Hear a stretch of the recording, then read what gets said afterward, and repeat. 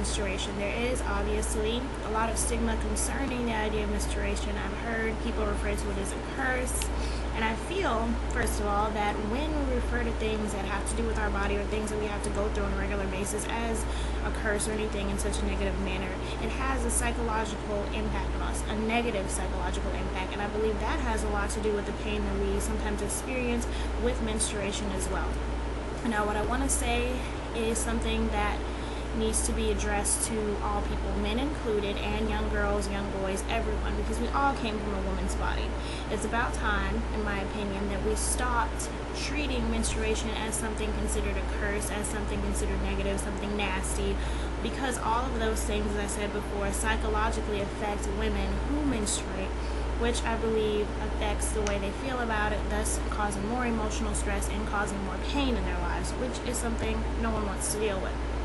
Now, that being said, I think it's really important that we know exactly what goes on during menstruation. So during menstruation, the endometrial lining of the uterus builds up because the body is telling itself that the woman may become pregnant. When the egg is not fertilized, which of course needs to happen in order for someone to become pregnant, the endometrial lining is shed, which looks as if one is bleeding. However, this is not only blood. Other chemicals are released as well, such as leukotrienes, which have to do with inflammation and are said to possibly have a connection with menstrual pain as well. So these things are really important. Personally, I believe that's a beautiful thing that happens. The fact that your body knows that you're not going to be having a baby, you're not going to be giving life, therefore the lining is shed. Something in your body is that it comes out of you, and that shows to me that your body is in great harmony. So in order to keep that harmony, I think we have to address this issue as it is an issue, and it is a big problem. There should be no stigma surrounding menstruation.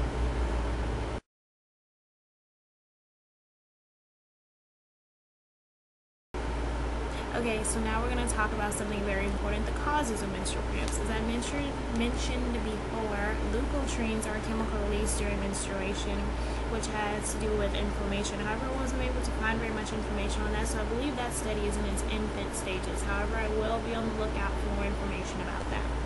There have been studies done about the connections between obesity and menstrual cramps. There is a higher incidence of menstrual cramps with women who are considered obese. I believe that has a lot to do with diet. We do not talk about diet a lot in our community, at least not in the what I would consider the correct sense. We talk about, I'm going to cut this out for a while, I'm not going to eat this, I'm not going to eat that. However, diet has a lot more to do with just stopping something for a very short amount of time. You have to focus on things that are actually benefiting for your body. Look up information about eating for your blood type. That, I believe, is very important.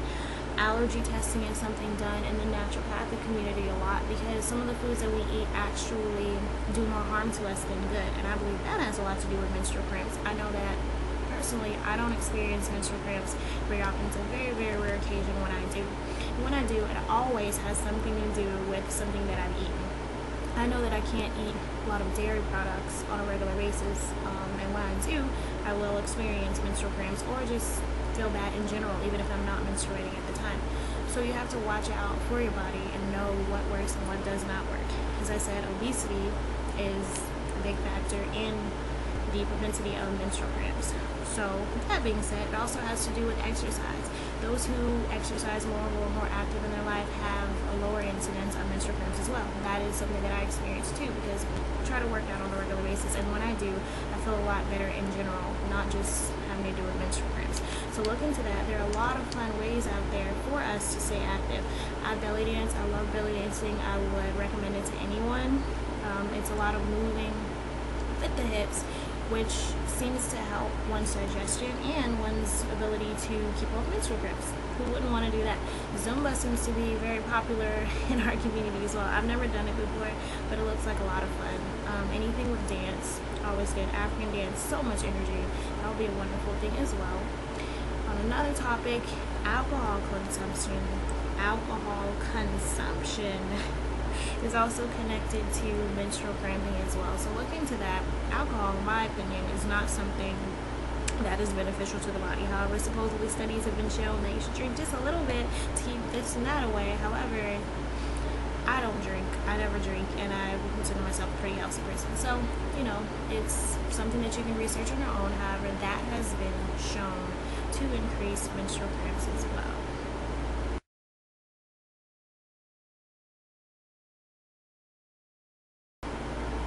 Okay guys, so now how do you prevent menstrual cramps? Well, as I've already spoken about, working out is a wonderful way to prevent menstrual cramps. As I said, I rarely ever experience them because I believe it has to do with me working out on a regular basis. So try it and see, trial and error, trial and error. That's how we live our lives, right?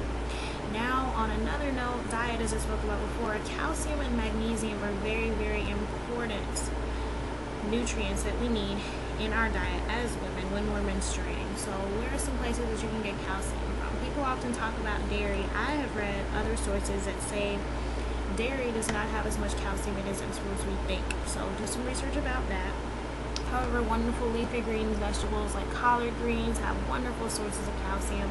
Magnesium, sources of magnesium include many nuts such as cashews, which I love, and bananas. Lots and lots of food have magnesium and calcium in it. You just have to go out there and find it. So it's all about paying attention to what you eat, researching, not just eating to become full. I love food, but I know that I have to eat certain foods in order to be nourished and healthy. So there is a connection between that. You don't want to experience menstrual cramps. You got to put forth some effort so that we can. It's nothing that I would wish on my worst enemy, to be honest. It's very, very, very painful.